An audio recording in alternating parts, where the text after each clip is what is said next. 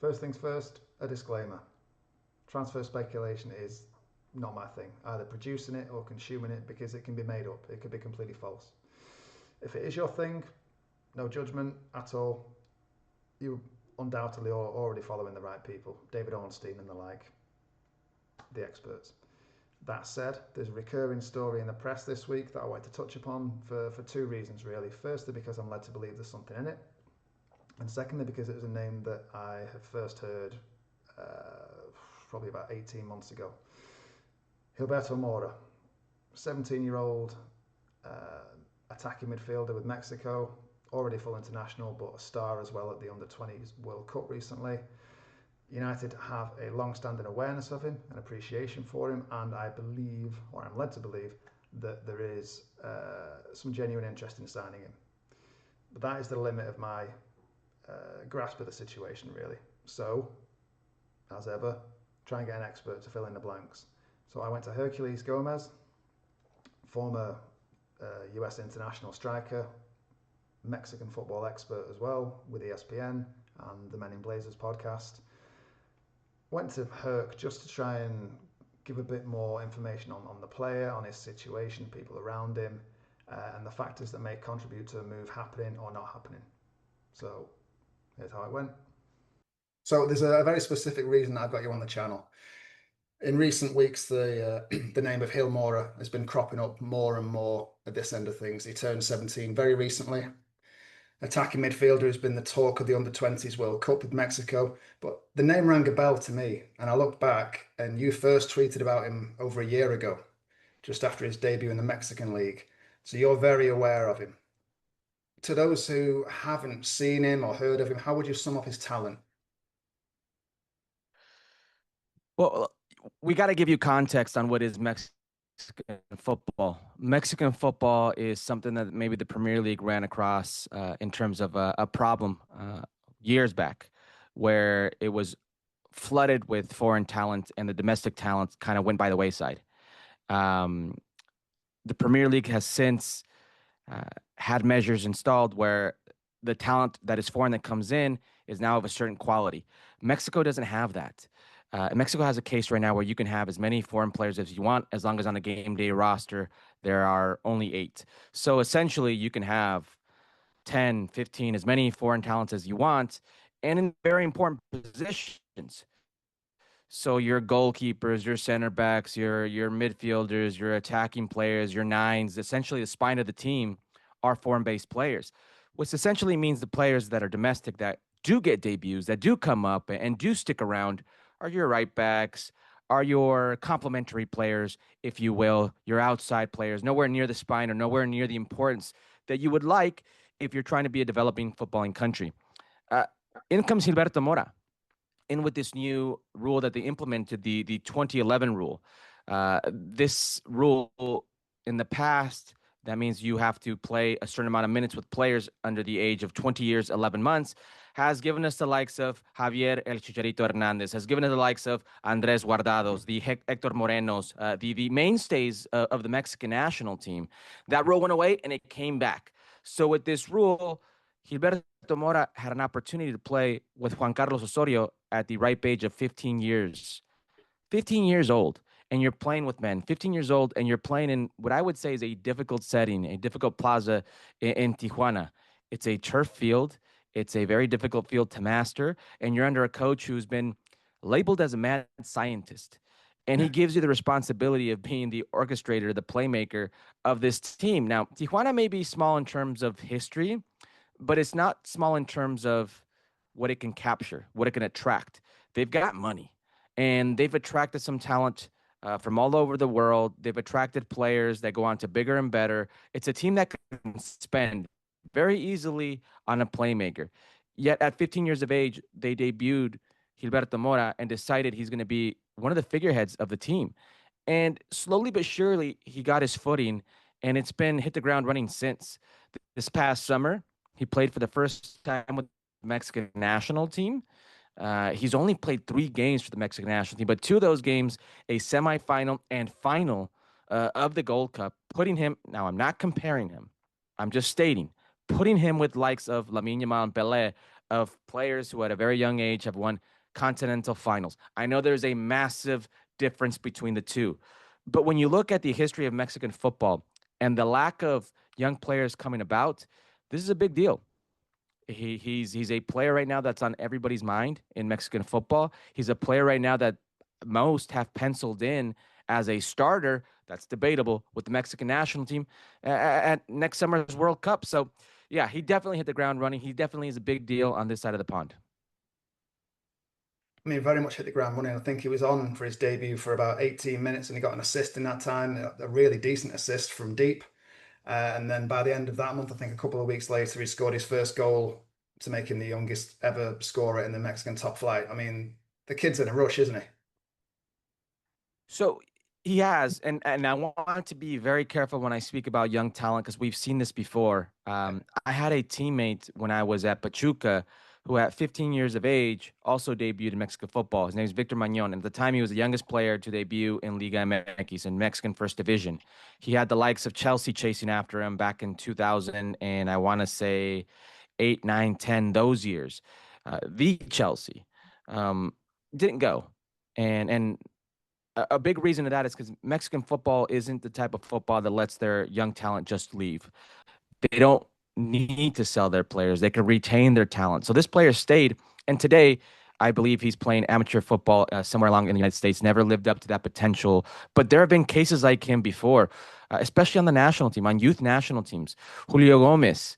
Maybe some of you guys remember back in 2011, the Mexican national team won in Mexico with U17 World Cup, defeating, I believe it was Uruguay in the final. There was a game against Germany, I believe it was a semifinal, where this kid gets bashed in the head, has to go out of the field, gets stitched up, and they wrap literally his head with, he looks like a mummy. Today, his nickname is Julio La Momia Gomez, the Mummy Gomez. He comes back on the field and he scores an overhead kick, a bicycle kick to win the game and send Mexico on through.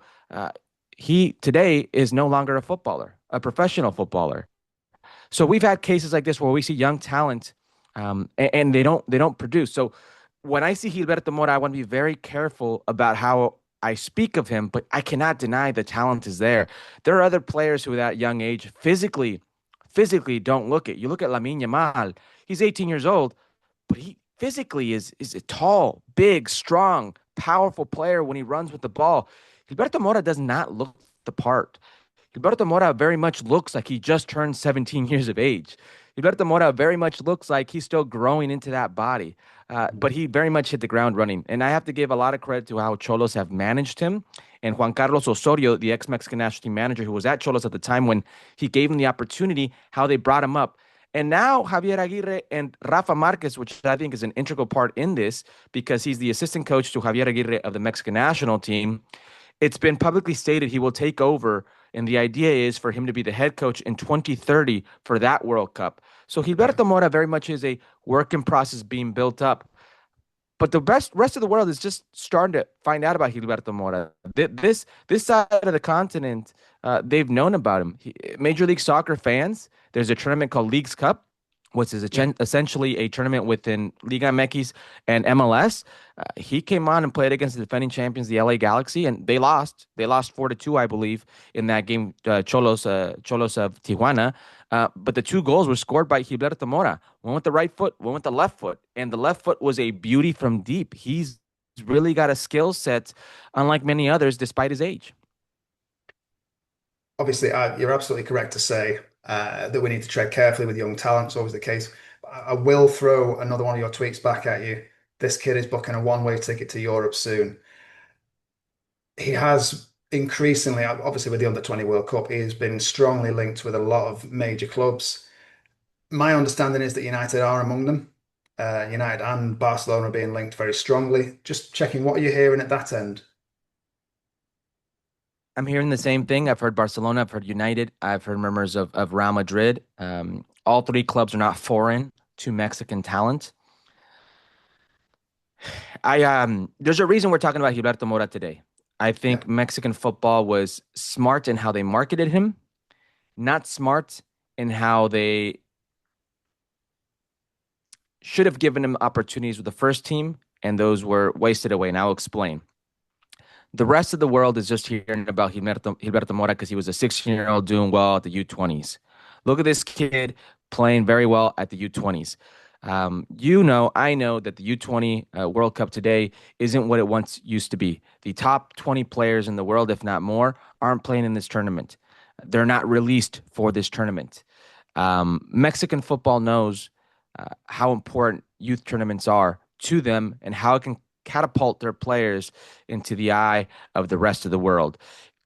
In a sense, I believe they were padding stats, if you will. They were letting the rest of the world know about Gilberto Mora. And the reason I say I think it was a wasted opportunity in terms of development, uh, they had four very good opponents during that stretch. They had Japan, South Korea, they had Colombia, and if they really feel Gilberto Mora is going to be a central piece of this team in the World Cup, if they really feel at 17 years of age he's going to play at the World Cup, he wouldn't have been at the U20 World Cup.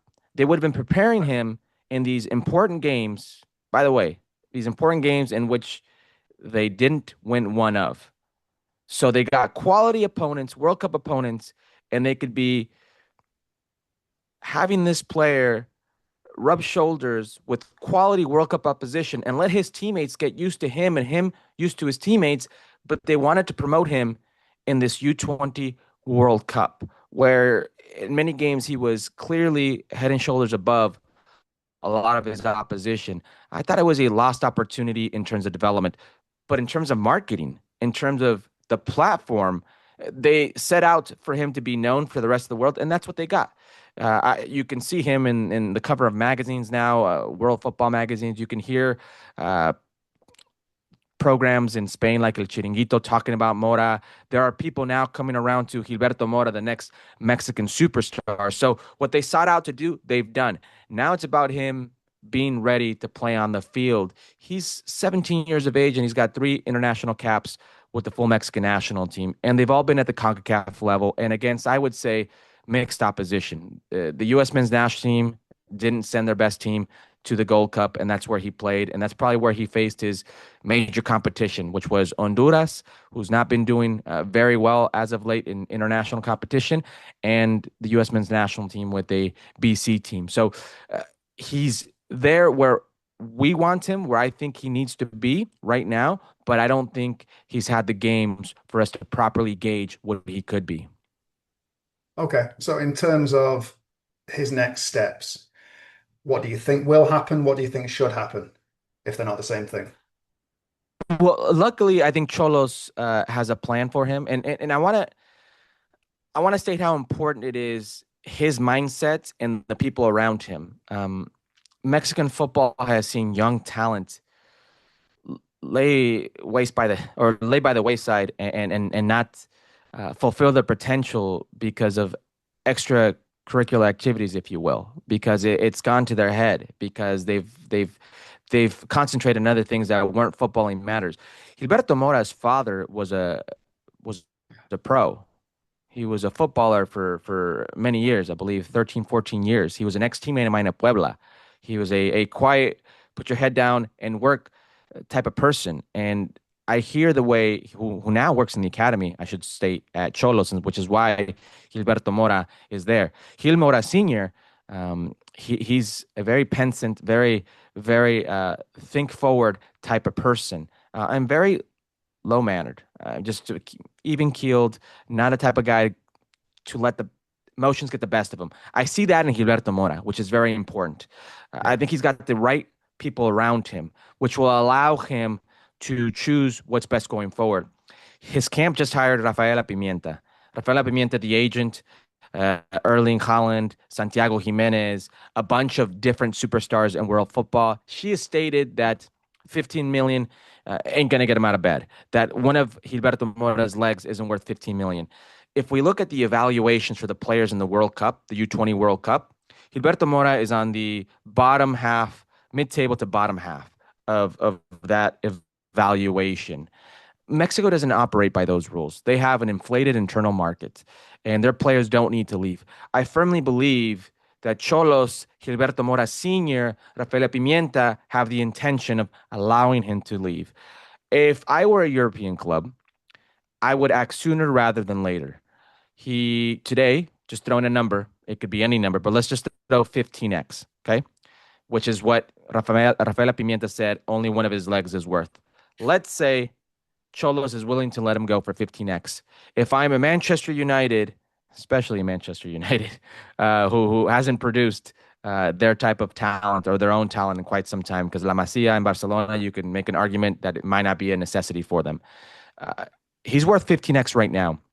If he's 17 years old, playing in a home World Cup and in an expanded World Cup where some of the opposition may not be great and he gets 1 or 2 goals in a World Cup, I mean, now you're putting him with the likes of Pelé, Mbappe, teenagers who have scored in a World Cup. That's that's dangerous for a club in terms of where that evaluation can go. So I firmly believe that there will be a sell pre-World Cup with the idea of once he turns 18, he makes the jump to Europe and then plays. I like what I've seen of him. I want to be very careful, and I want him to be very careful of where he goes. The jump can't be that massive. I think it needs to be a place where he will continue to develop and he will play.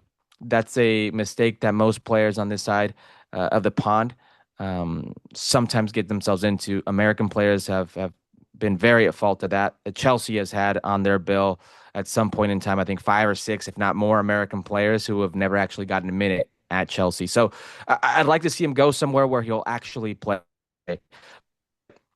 I think the time is now before he plays with the Mexican national team and has a decent to good World Cup and the evaluation skyrockets.